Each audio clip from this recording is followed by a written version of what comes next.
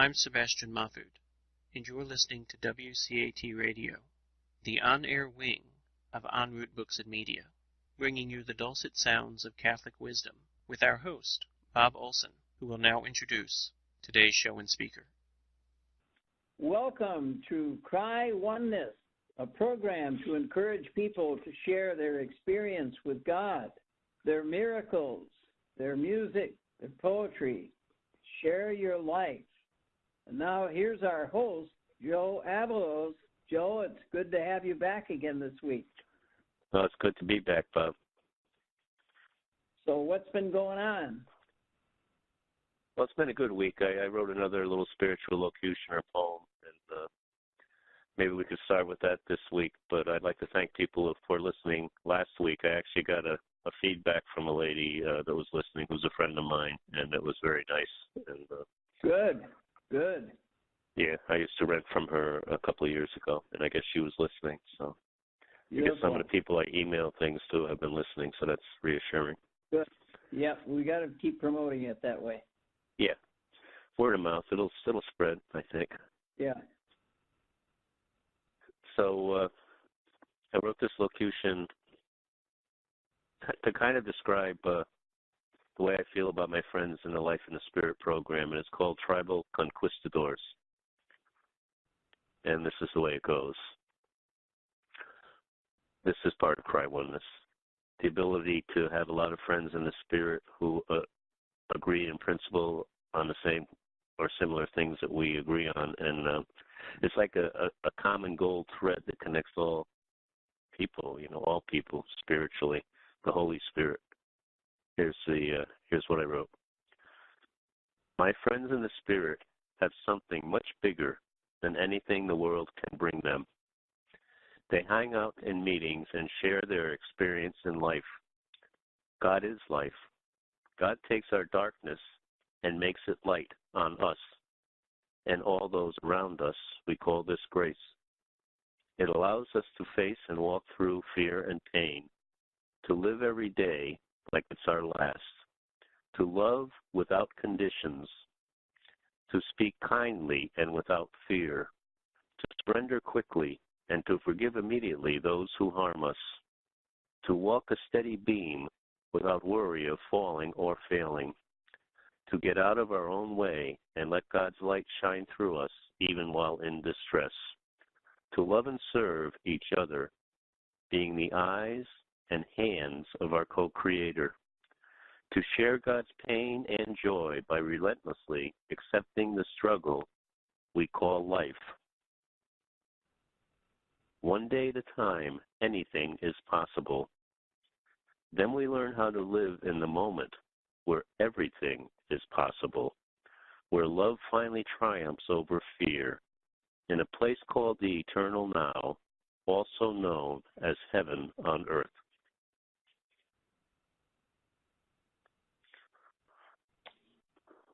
Very, very good. That just came out today, huh? 2 days ago. Yeah. 2 days ago. Okay. So where were you when this came out? I was sitting home and I had just finished a 20-minute meditation. It just comes right out. Then you write it down. Yeah. And this is another one I wrote about grace that kind of blends in with this one. I just saw grace. Before the dawn of time, there was grace. Grace marked time and watched over creation. Grace gave wings to hope, an eagle soared upon her winds. She was a light in the wilderness and a sound in the silent word. As Father Time whispered, grace amplified his words and turned them into good actions. When the Son of God was born, grace carried him throughout his journey. When he died, she carried him home. Likewise, she will carry us if we let her. Grace moves people without touching them and touches people without moving them. She has as many children as the stars in the sky and the sands and the seas. What a great name to bear, grace.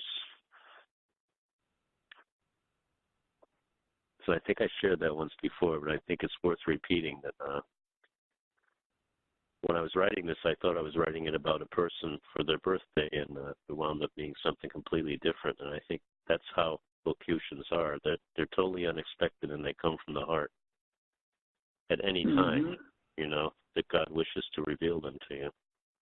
You have to be open enough to be listening to your heart instead of your crazy mind,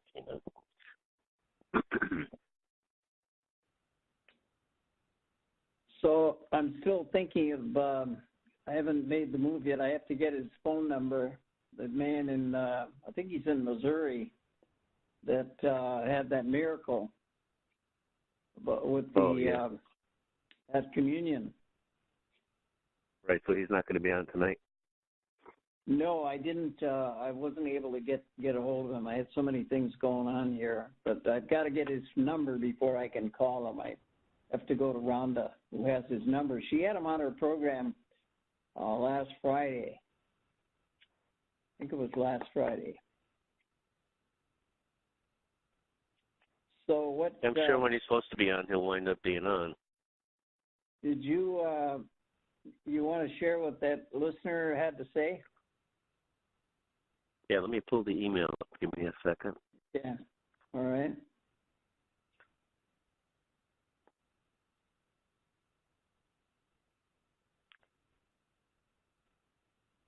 Yeah, her name is Pamela. She goes to St. Peter's Church in Danbury. And, okay.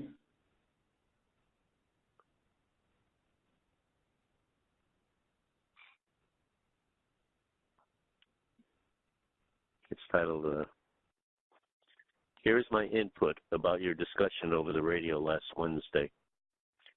It is and always has been a refreshing experience to know and meet someone like yourself who has chosen willingly to renounce a life of sin, be born again in Jesus Christ, and then remain enraptured by the powers of the Holy Spirit as you discover more and more of God in and around you. Your loquacity, your poetry, your singing, and all with God's power unleashed within your soul and consciousness is enabling you to desire sharing each of your precious moments of grace and miracles with others. Some of those others, as hard as you try to awaken them, will remain tormented souls and far less fortunate than yourself, unless they too are willing to let go and accept God's love through the active Spirit of Christ. Indeed, you have found a marvelous outlet for your zealousness. I commend you, thanks be to God, and your spiritual friend, Bob Olson, for allowing you this opportunity. There are no chance meetings. Some particular things you said that made me feel very happy for you were your following statements. I never knew Jesus was in other people. Jesus came and dialed 911. I'm a saved graduate. Cry oneness with good, Jesus said. Joe, get out of my way so I can work through you. As you have come to realize, not my way, but thy way be done. May the holy face of Jesus Christ stay with you always. I look forward to next Wednesday. It seemed to me you started earlier than 8 p.m., otherwise my clock is off, and I'm an introductory. Thank goodness I recognize your voice. Let Christian wisdom be brought out from under the bushel. Right on. Peace and blessings, Pamela. Well, that was a nice comment, huh? Yeah, pretty. She's a very spiritual woman. I think she goes to daily mass at St. Peter's. Oh, okay. So you know her. That's wonderful. Yeah, I used to rent a place from her. She's one of the people I sent an email link to. Now, if you want to get signed up for Dan for coming to Sacred Heart in Danbury, I think it's in March, just go to Google Spiritual Direction. Was that March 19th you told me about? I think it was March 19th, yeah. But it's if you Google Spiritual Direction, I get it on my email, and then you can ask them about it, and they'll show you how to get signed up, because Dan is coming there for a one-day retreat, and it's going to be on prayer, and I think he's going to touch a lot on his book. I think the name of his book is In the Deep. In the Deep. I think that's the name of it, yeah. I don't have any material right here, but like I say, if you Google spiritual direction, right, with Dan, now his name escapes me. He is the general manager of the Catholic newspaper on EWTN, the Register. I don't know if you're familiar with the Register. Yeah. Okay. Yeah, I used to watch EWTN all the time. That's how I started this journey, really, watching EWTN while I was exercising at the Tully Center in Stamford after I retired from the fire department. Oh, is that's that where right? That's where I originally saw the Divine Mercy Chaplet. I started doing that, in the early 90s. Right. And I've been doing it daily since then, so I'm sure it has a lot to do with everything that's going on right now. It's like a starting point for my true spiritual life, Mm-hmm. Part of the foundation that brought me where I am, I think. Well, they took over the Register a couple of years ago, I think, EWTN a few years ago. And now this Dan is he's the general manager. But he also has this Avalos Institute out in California, and also they started a seminary out there in California. So he's quite a guy. Nice, yeah. So it'll be nice to meet him. It will be, yes. March 19th. I look forward to it. It's nice not to have travel out of Danbury to go to something like that. So give us a typical week of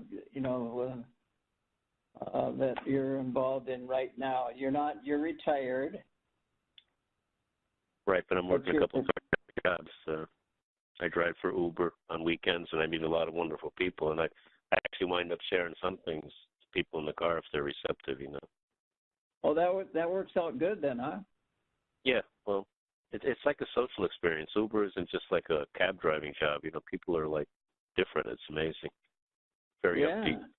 Yeah, I always ask people how their day's going, and it usually leads to something, You drive them to airports mainly, or what? Airports are like a bonus. That's a longer run. Most of them are in town, just sort of like a taxi would do it, Oh, from place is that to right? place. Yeah, I go down to Stanford I because see. it's busier than most areas. Danbury's not as busy as Stanford yet, so I go down and I stay with friends for the weekend, and I have a good time, and then I do about 4 or 5 hours on a Friday or Saturday night, just to make some extra money. Yeah, you got to keep food in the cupboard, right? Yeah, that's right. Got to eat. So give us a typical week. Spiritually? Yeah, and just the way how everything goes every day. I try to get in my 20 minutes of contemplative prayer in the morning, and you do that, and again in the evening if I have time. And you do that at home. Right, and it's basically based on the centering prayer. I was just reviewing Thomas Keating online. His technique for centering prayer is amazing. And I started reading on him down in Vero Beach, Florida in 2008. That's one of the 3 contemplative books I read was his book, Open Heart, Open Mind. Mm-hmm. And it was nice to look at him again this week. And I also listened to a couple of other contemplative people online on YouTube. YouTube is a very good resource for spiritual information. I listened to Richard Rohr a lot this week. Are you familiar with him? Oh, yes. The Franciscan, yeah. So right. He's been a part of my learning how to do contemplative prayer, and I've gone to one of his conferences last year in Albuquerque, and I enjoyed it a lot. He's still doing conferences, huh? Yeah, he did a conference down there, a weekend conference, and I actually got to share. He was up on the stage, and he had people hit an open mic, and I got to share one of my poems, and he made a comment on it. Yeah, I shared, one sip of wine, one bread in our time, one hope for mankind. And I said, I frequently wonder how much of this is me and how much of this is the Holy Spirit. And he said, well, it's got to be the Holy Spirit, because if it wasn't, you couldn't even remember that stuff that happened in 2008, Mm-hmm. And I think he was right. So that was this was in Albuquerque? Yeah. Mm-hmm. And then in Albuquerque, I actually went out into the desert. I had a friend from Danbury went down there with me. We went out to the desert, so there was nothing in sight except for mountains and beautiful sky. It was in the morning. And just to be out there in the desert near the Rio Grande, and to hear the wind howling with nothing to block it, and, hitting our face and being close to nature. And I sang this in the desert. And I actually have a little YouTube on it, too, that I had online. But it's, in the wilderness, a single candle flickers in the dark and hardened heart of time. It calls to us, come follow me before the darkness overcomes the light. I call to you, the path is narrow and the way is true. Come follow me, I'll make the dark a merry waltz for thee, and you'll be mine, and we'll dance together through the end of time. So I sang that in the desert with my friend, and it was amazing, very uplifting. I've spent quite a bit of time in Las Cruces. We used to do a retreat down there at in the cathedral, and I think that was diocesan headquarters there. And to see those mountains, and they change color during the day. I don't know if you noticed that. There's a certain shade in the morning, and then in the middle of the day, and then at night they change. It's amazing. Yeah, I always loved sunsets. I used to have a boat when I was younger, and on Long Island Sound, and some of the sunsets, and and sunsetting into the New York City skyline and stuff like that. And last year I went up to a beach on the Massachusetts coastline, and it was directly across from the city of Boston. And just to sit there and watch the sun melt into the skyline, it's amazing mixture of God and the world, You get and around. how overpowering the sunset can be, and make the cities look so small, and all the colors and everything. It's amazing. When I was out in Ohio, and it seemed that there was an awfully big sky there, and they had some beautiful sunsets out there. It was just wonderful. God is so extravagant, isn't he? Oh, yeah, he'll do anything to save his people, or to keep them saved, But it's being aware of these things, being aware of these things. And you need the Holy Spirit for that, it seems like, too, because otherwise we're driving, helter-skelter, and we're not really paying attention to anything, right? The surroundings, the environment. And just to see when the leaves change in the fall, for one thing, I don't know how God does that, but it's so beautiful.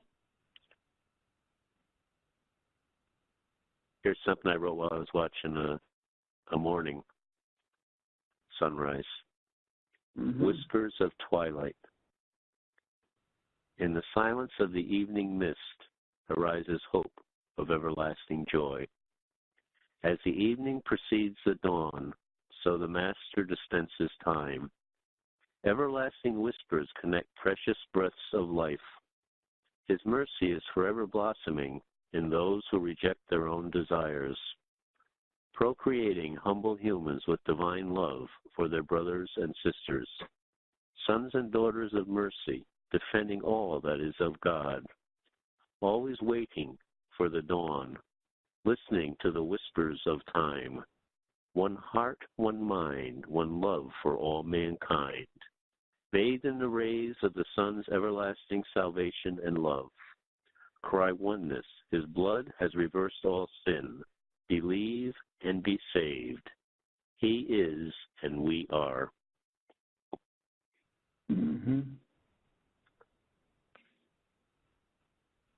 When the sun was just coming up, huh? Yeah. That's a nice time, too. You know, sometimes you can't tell the difference between the sunrise and the sunset. The colors are almost identical, you know. Mm-hmm. But they're always different. It's like a painter, you know. He paints a different. I don't think any two of them are ever the same, right? It's right. just awesome. But like I said earlier, he's so extravagant. I mean, it's just the colors are just, you know, so fantastic, and I mean, you can't duplicate that. Yeah. Now, what about your connection there with that youth pastor? How's that going? I haven't heard back from him yet, but I didn't go down to Stanford last week because of the snow and not feeling well. So I'm going to follow up this weekend when I go down. I'm going down tomorrow afternoon. Tell us about that again. Yeah, let's talk about that a little bit. I have it in front of me, so why don't I just read the proposal that I gave to him? Mm-hmm. So I've been getting this feeling that the Lord wants his churches to feed and serve the poor and hungry for a couple of months before we started this show. And it was like a gnawing sense that I should talk to somebody about it. And then one day I was at St. John's Basilica, and I shared a couple of my locutions with the young priest down there who handles the youth ministry. And him and a parishioner, thought that I should do something to help the young people maybe. So I thought about it for a couple of weeks. And then I saw him again, and I said, I've been getting this calling that I think the Lord wants the churches to start actually doing some acts of faith. All churches have kitchens and stuff. Why don't they feed the poor and the hungry? So I went to a breakfast down there on one of the Mary's feasts a few weeks ago, and there was a little coffee end in the basement of the church after the service at 6:30 in the morning. And I wrote this in like 10 minutes because he was there and I wanted to put something in his hands before I left. So this is it. Redeem Ministries for Churches. Mission statement. To provide a meaningful activity where young and old parishioners perform acts of faith together that feed the hungry, clothe the naked by sharing their miracles, and a fellowship imitating the Last Supper, feeding the poor, and eating together in unity with God and each other. And they should have a logo of the shroud face of Jesus, the holy face medal image, and all members should be given holy face medals to wear. And then I have photos of the shroud face and a face that was drawn from the shroud face that looks a little nicer that they could choose from. And the slogan should be, I thirst for you. If you love me, feed my sheep. And the patron saints should be St. Jude, the Holy Face Mandyline, and St. Teresa, the Holy Face, and the Child Jesus. And the gist of it should be that donate the cans and clothes you are throwing out to your parish church. Feed the hungry instead. A self-funding youth activity. The organizational structure would be an adult advisor, youth minister, lay, or clergy. A board with a youth officer, youth members, and adult advisor. And committees. And the 3 committees should be a container committee. Design a container where people could leave the cans with a logo of the Holy Face on it. A collection committee. The duties would be to return recyclables to the supermarket and pick up cash for dinner weekly and food for dinner. To keep financial records and monthly reports. And a supper committee to shop for food, prepare, set up, and serve dinner, then clean up. Set up a head table, place a podium with the Holy Face icon at the speaker's seat, and an invitation committee. Its goal would be to recruit and introduce lay witnesses to speak and share their miracles. Recruit at least 1,200 people, 12 hungry people a week to dinner. A food funding source asks the parishioners to donate redeemable cans and bottles and clothes they normally throw away to redeem container in each Sunday in the parking lot or other approved collection area in the church each week. One of the first projects would be to get everybody together and design a container where the things can be kept, and then weekly activity would just be having dinner, Tuesday evening supper, lay witness and adoration of the Holy Face and or Eucharist, 6:30 dinner for 12 or more hungry people, invited by the Youth Supper Committee, 7 p.m. speaker, invited by the Speaker Committee, 7:30 adoration, monthly meetings recommended, annual meeting, awards dinner, and elections of trusted servants, committee chairs, and board members. So the way I thought of this was we had done the same thing in the fire department after a fatal fire in Stamford in the 80s where 3 children died, and there was a smoke detector that the city had given the family sitting in the closet when the people died. So the city was sued, and we started this program. And part of it was this can collection program that funded smoke detectors giveaways, and the young people installed them in people's houses. So I thought if it worked then, we were making like $300 or $400 a week by having can containers at each fire station, and we're using the money to buy smoke detectors. Why wouldn't it work to feed the poor and hungry? So that was where the concept came from. So it's something that was already proven to work. And I've been listening a lot. You know, this new pope is saying that the church should start operating from the bottom up again. And he specifically said, we've got to make our church small again so we can serve our people. And he's encouraging humble acts and acts of faith. And I think I think our church has to be restored from the bottom up, just like St. Francis tried to do. I think it would be great if something could be done from the bottom up. And this is the idea that came from me. The other thing that happened was there's a priest there called Father Al, who's had a family and was a late life priest, and he came up to me about 3 months ago, and he said, Joe, we've got to do something. I said, what do you mean, Father? He said, we've got to do something. I just got the Vatican statistics. 70% of Catholics don't go to church anymore. We have to do something. And I said, wow, maybe that's what got me thinking about it, Or maybe it's not me thinking. Maybe it's really what Christ wants. What do you think?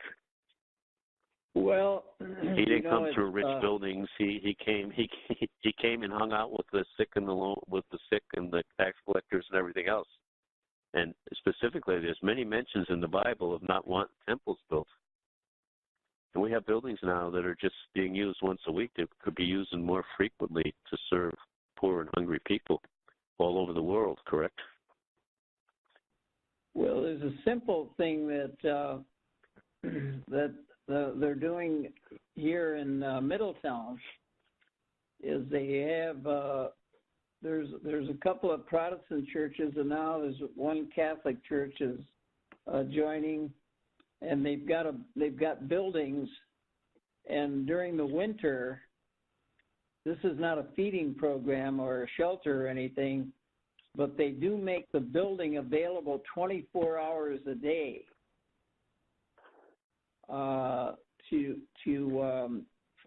come in out of the cold. Okay. Right. And the same people from St. Paul, from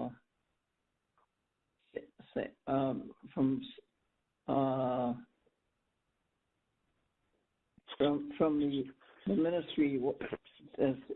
Say it again for me. The ministry to the poor in the church. St. Peter and Paul. No. Anyway, so they provide the people to stay in the building 24 hours. See, they have to have some supervisors there for 24 hours, but they don't. Some churches have let people come into their church, but they have to get out at night, and or they have to get out in the morning if they're staying there. But this is 24 hours, so they can go anytime in there and get warm. So that's a pretty interesting thing. But I think that's great. When you were mentioning in St. Vincent de Paul, that's what I was trying to think about. St. Vincent de Paul, now they do a nice job. I don't know what they do over there in Stanford, but they do a good job of feeding the poor and with the clothes and so forth. But like you say, there's always need for more. Everybody. Think about it, Bob. There's churches, not just Catholics, but churches all over the place that are in communities where there are people who are starving. Yeah. And cold. And yeah. If every single church of every denomination could just feed 500 hungry people a week, how significant would that be? Yeah. And isn't that what Jesus did when he came? He fed 5,000 with 12 baskets, right? So I think we have to start imitating him instead of being bound up in all these rules and regulations about not helping people. I think it's getting crazy. You can't just teach people about Christ without acting like him, I think. That's what I think, That's true. You can't leave the house in the morning and say to your neighbor, "Hi, neighbor. See you around. Have a good day." And if we have to be concerned about their food. We have to be concerned about their welfare, their medical needs, and so forth. Yeah. Well, here's an analogy. What good father gets a blackboard out and just shows his kids how to play baseball and then sends them out to play baseball without showing them how to do it? I know. I mean, I'm sure there are some fathers that do that, but it certainly doesn't work, does it? You've got to be active. You've got to have acts of faith, not just talks of faith. You can't put Jesus into people by just addressing their minds without getting their bodies involved, right? The Eucharist is a tremendous way to do it, but the people have to take the Eucharist home with them and do something with it, not just stop when they leave the church and not do anything with it. The Eucharist, when you put Christ into somebody, they got to take him out and share him with people. I think it was St. Anthony who said we teach with our words, we preach with our lives. We teach with our words, we preach with our lives. Wow, yeah. But I was just going to say this. I haven't really made a study of this, but it seemed like in the earlier days of the church, they did a little better job of helping people. People in the church had an ear to the ground to find out who was needy, in their parish, for one thing, and then you can spread it to the community. And I think they were doing a better job of helping people out. But then the government kind of took over. So, what do you mean the government took over? Well, the government is taking over with things like, Obamacare and so forth, where it seemed like the church was doing more of that earlier. They took on the responsibility. But like I say, I haven't made a big study of it. But if the church had more to do with the health and with the welfare of the people, things like this wouldn't happen. I remember reading a headline in a paper that it said that it costs $18,000. I think that was the figure. Maybe it was higher. It takes $18,000 to bring a person up to age 16 or whatever, 16, 18. And it says to have an abortion, it only costs $8,000 or $800 or whatever it was, $800 maybe. Yeah. So you see, the church would never say that. Church would never get to that point. Well, this is actually, I read you that program. This is actually the narrative I got in a locution that I think Christ said to me about. It got me started on this. But you understand what I'm saying here? The government, they don't care. they're only interested in the bottom line. So if it costs, but why do we need the government to feed poor people in the communities that the churches serve? And I'm not just talking about Catholic churches. I know. I'm saying that it seemed like it was more prevalent like that before, but I haven't made a study of that. I thought, the church took more responsibility, but I don't know how you do it, how you would take it back. But like you say, part of what you're saying is one way to start. It's got to be something small that starts it going. I mean, if you can change one church a week into doing a program like this, say as a goal, to get children involved in doing something instead of just listening to what they're told for their mind, to do acts of faith at a young age would be great, wouldn't it? Yeah. Instead of just studying to get the Eucharist, to make it more meaningful by having them have to earn getting the Eucharist, or getting confirmed, which they have to earn confirmation, right? Don't they have to do community service for confirmation these days? Yes. Right. So what better way than serving poor people, just spreading water maybe, just letting them know that there's poor people in the world, because some people are never exposed to sick and hungry people. Well, that's going to be interesting to watch, see what happens. You thought the initial response that you got there at... well, let me read you this locution, which is exactly why I started doing it. What? But hang on a minute. I said, thank you, Jesus. Thank you, Jesus, for this time with you today. Do you have any words for me? And this was about 3 months ago. My hope for you, my child, is that you write this book about your journey with me to conversion so that others may heal by getting hope. I desire that my people share their lives openly, as my apostles did during and after my death. They went in pairs and teams and gave away what they had so freely been given and witnessed all their miracles and mine. They converted the world in early Christianity by sharing with each other and being one family. They sought nothing in return and lived in tents as I did and received everything they needed.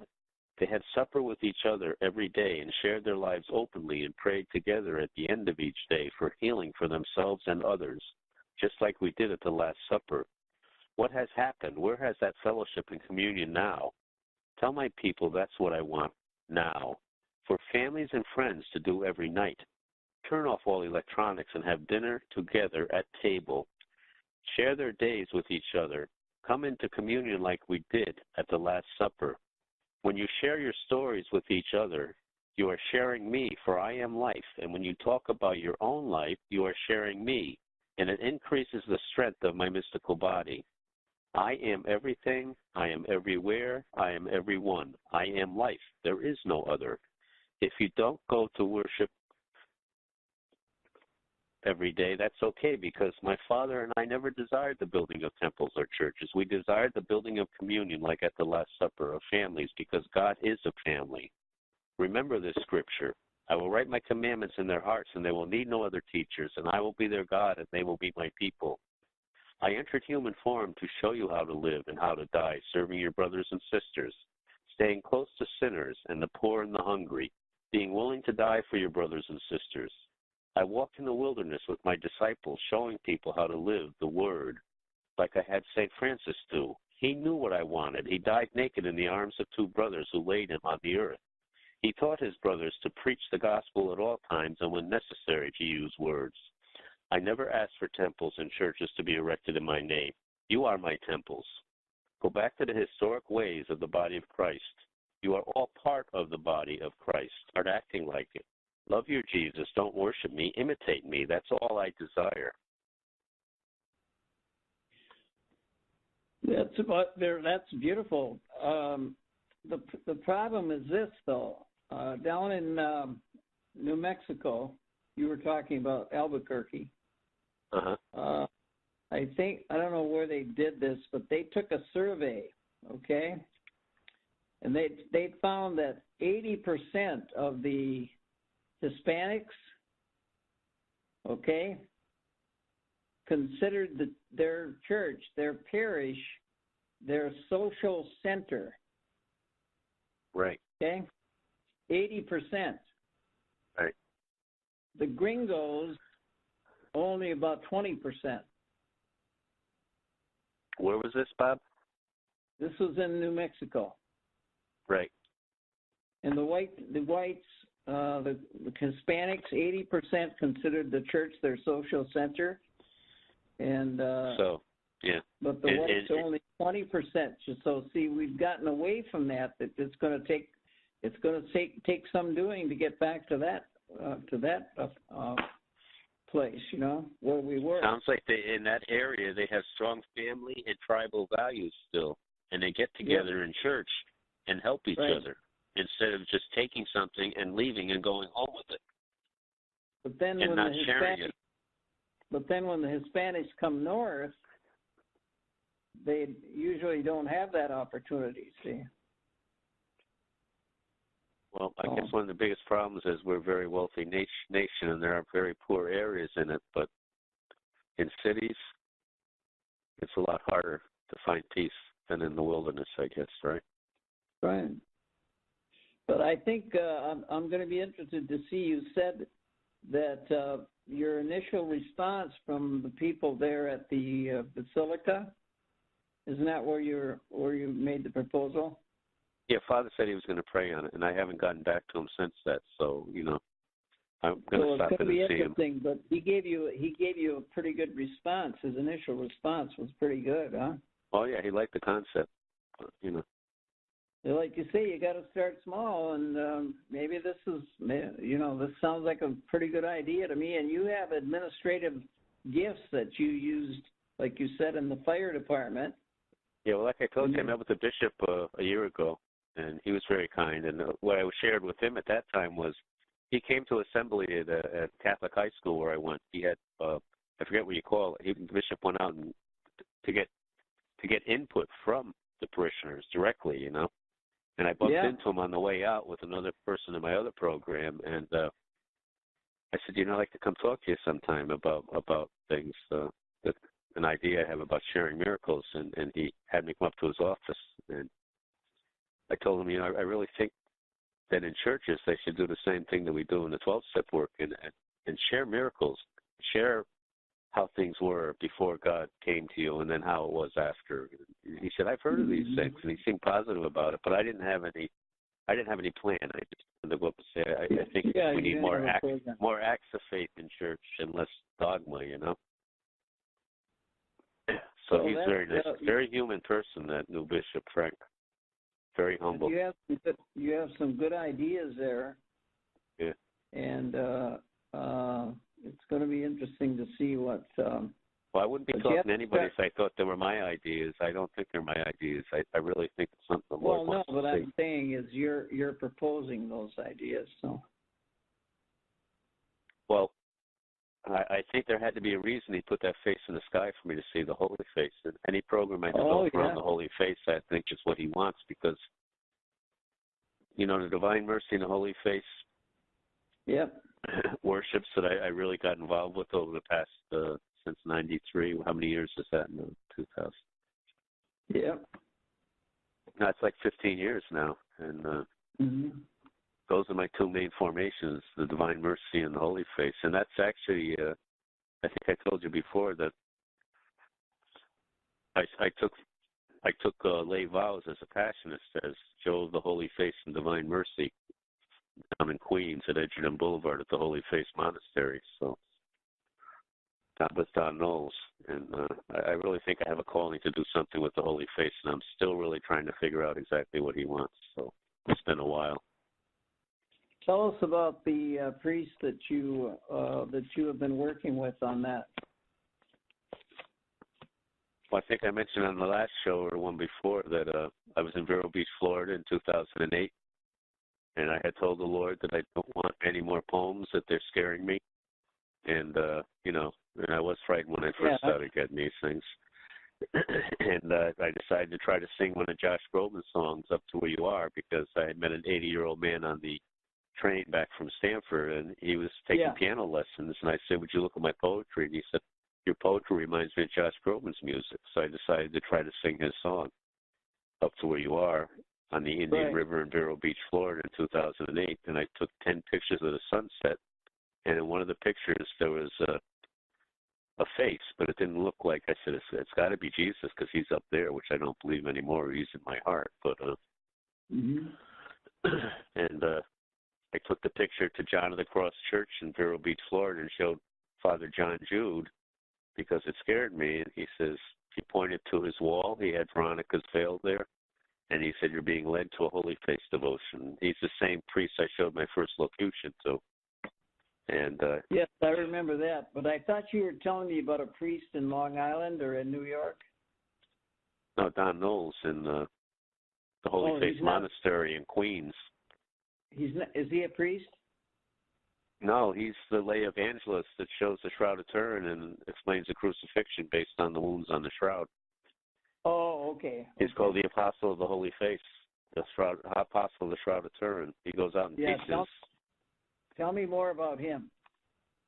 Well, he's a great guy.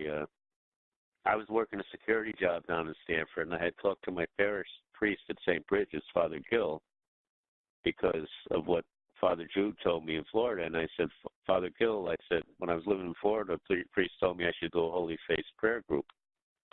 And he said, well, research it. So I researched it from the security job in the south end of Stanford. I called the phone number that I got online for the International Association of the Holy Face.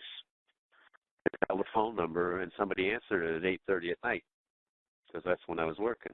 I was just getting the number, and I tried calling it because I thought it could have been in, a different time zone in some part of the world. Yeah. And Don Knowles answered the phone, and he said, this is Don Knowles. I said, I want some information on the Holy Face prayer group, possibly. And he says, who are you? I said, I'm Joe Avalos. My priest authorized me to research the Holy Face prayer group. And he said, where are you? And I said, what do you mean, where am I? I'm at a security job. He said, okay. He said, I'm on I-95 coming through Stanford. I'll be there in 5 minutes. And he had with him the Vatican authorized Shroud of Turin replica. And he'd just given a presentation, I think, in New Haven. And he came into the parking lot and talked to me for over a half hour about what he did. And that resulted in me getting involved with the Holy Face Monastery in Queens. And then when I went back to Father Gill and told him I had a man that was willing to do a Shroud of Turin presentation for St. Bridget's, Father Gill didn't want to do it. So I immediately called St. John's Basilica, and I don't even know why. And Monsignor Giovanni answered the phone. And I explained that Father Gill was going to do a thing with the Shroud of Turin, and he decided he didn't want to do it. And I'd already made a commitment to Don Knowles. And Monsignor Giovanni, without even thinking about it, said, we'll do it here. So we did a series of 3 presentations with over 750 people from the parish getting the Shroud of Turin presentation from Don Knowles less than 3 months after he pulled into the parking lot in Stanford, because he's always looking for places to do a Shroud of Turin presentation. Mm-hmm. So that's amazing, right? It all started with a picture in Vero Beach in 2008, and then in 2010 doing a presentation in St. John's Basilica. And as you know, a basilica is not a normal Catholic church. It's a church that's authenticated, and the Pope could serve Mass there. So it's a higher level of a Catholic church. There's only a few in the state, I think. By the way, just for your information, I got an email from Sebastian. I think he's saying that your blog is up, so you can find it later when you get off the program. He's got your blog site. Does he have an identifier so we can tell people before the show goes off? Well, I don't know. Oh, no, okay. I don't know.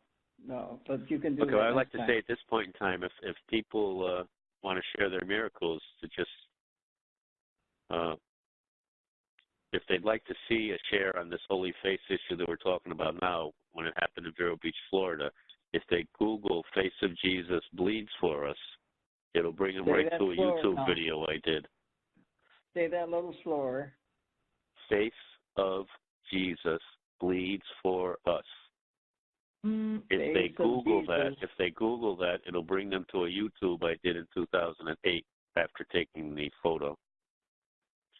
And it's the description of how it happened, what I was doing, what I was singing. And one of the YouTubes has the words in Josh Groban's music so that they'll see the significance of I'll repeat the words I was saying now. Who can say for certain? Maybe maybe you're still there. I feel you all around me. Your memory's so clear. Deep in the stillness, I can hear you speak. You're still my inspiration. Can it be that you are mine forever, love, and you are watching over me from up above? Fly me up to where you are, beyond the distant star. I wish for just a while to see you smile. So after saying that, I took 10 pictures, and that's when the face appeared in one of the pictures. So the words are used for grief support in California. The song is used for grief support for dead people who have passed. So that's just amazing, I think.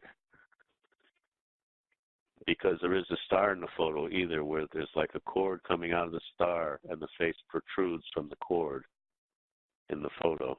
So if people want to see that, they have to Google Face of Jesus Bleeds for Us, and they'll get right to the YouTube that way, because I just did it tonight to make sure that still works.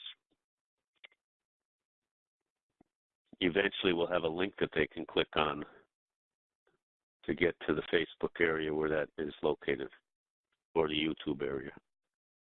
I don't know where the interruption happened, yeah. I don't know, you dropped about 45 seconds ago, or a minute ago. Okay, went to dead air for about 30 seconds, yeah. Okay. Okay, well, so I was just sharing, what I was sharing then, Bob, is the words that I was singing when I took the photo in Vero Beach. So I'll repeat them because I don't really know where it got interrupted.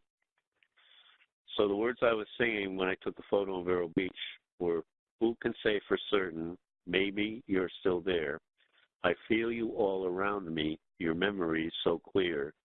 Deep in the stillness, I can hear you speak.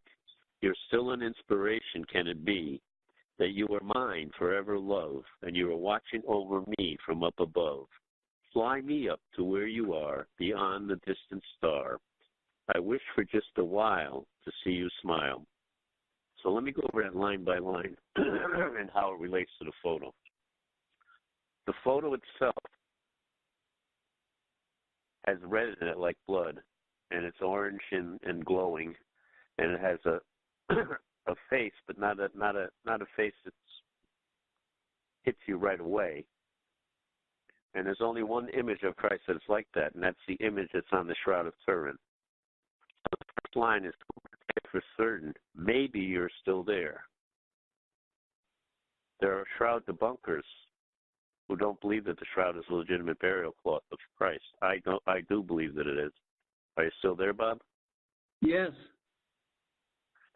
So the first sentence is related to the Shroud of Turin, but at the time I took this picture, I didn't have a clue what the Shroud of Turin was. I had never researched it at all. So I knew it was a face of some type, but it wasn't obvious. It's the same on the Shroud of Turin. The face is not obvious. And it wasn't even known it was the face of Jesus until they took a reverse picture of it. So that's the first line. Who can say for certain, maybe you're still there. I feel you all around me. Your memory is so clear.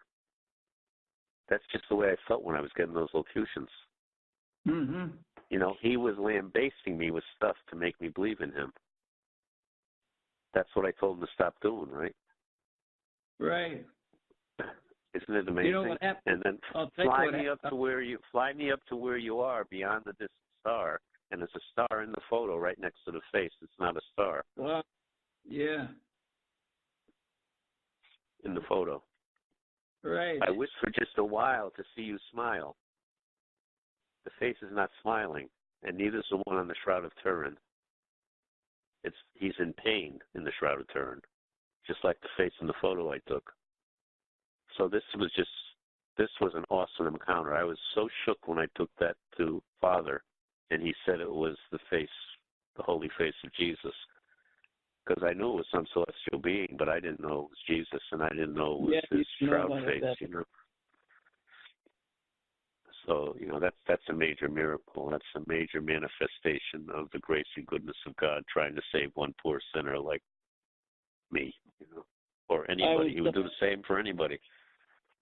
The reason I left, I was looking for to get that email so I could give you that link for people. But I hit the wrong button. So if that happens again, if you don't hear me on there, I'll be coming back if that ever happens. So just keep going. Just keep going. Don't worry about it. All right. I didn't have to stop. You were just you muted yourself to do something else. I see. Okay. No. It was an accident. I didn't mean I hit the wrong button because I was looking for that email link. And Sebastian, if you're listening, if you want to give them the link for the people there. Oh, that's it. Yeah. Okay. Now I understand. I don't know if he'll come back or not. I just hit the wrong button, but we can get that. We can take care of that next week. Yeah, we're almost out of time, right? It's we got a couple minutes. Left, is it? Yeah, 5 minutes. I think I'd like to find a nice locution to close with. All right. Well, that might not happen. We had a lot of fun last week. You remember talking about.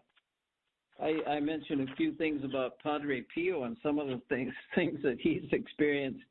And I was sharing with the people out at the nursing home. Did I tell you that one about where this priest was working with Padre Pio and his father got sick in Detroit? No. And he told Padre Pio, he said, well, I'm going to have to leave here next week and go see my father. And so they were praying for the father in Detroit with this priest and Padre Pio. And so a week after that, he goes to Detroit, goes in the room, sees his dad, and he said, Dad, I just came from Padre Pio, and we've been praying for you. His dad says, oh, yeah, I knew all about it. I know all about that because Padre Pio was just here yesterday. Oh, wow. Yeah. Padre Pio is significant with the Holy Face, you know. Oh, he is? Okay. Yes, he is. He said that the Holy Face medal is the ticket to heaven. That's in St. Teresa's book. Wow. He's quoted as saying the Holy Face medal is a ticket to heaven. That's interesting.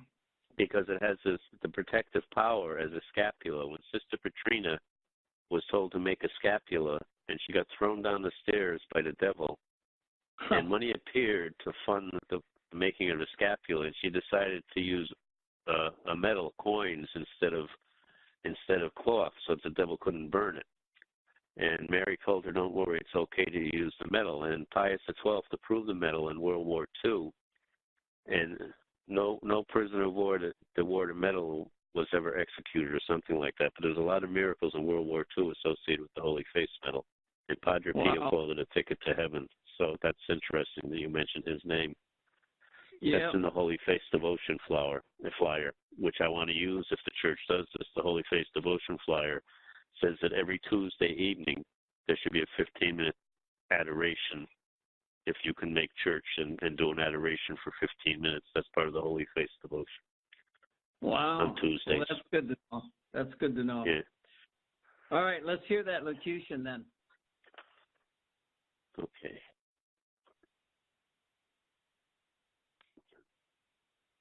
We are one holy family, we are one. One mother and the other one. Mother Earth, sister sun, and the moon. Blood of Christ, seed of wisdom, and the womb. Holy, holy, holy, three in one. Love, peace, and justice all in one. Forgiveness leads to peace for everyone. Forgiveness leads to peace for everyone. Come into his presence, see his face. Come into his presence, everyone. Then you'll know the secret of the Son. He'll hide you in his wounds until he comes. He'll be with you forever when he comes. You'll soon be saints in heaven with the Son. You'll be at peace forever in the Son, forever in the light. All will be one.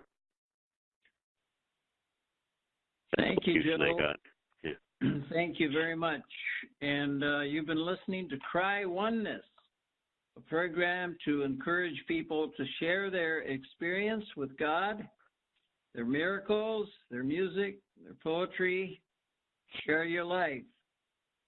And our host is Joe Avalos. And Joe, we'll see you again next week, same time, same station. In the meantime, God bless each and every one of you. And God be with you on your project there at the Basilica in Stanford. Right. Have a great week, Bob. You too. Bye-bye. Thank you. We hope you enjoyed the program and will join us back for another show on WCAT Radio. This is Sebastian Mahfood. Good day.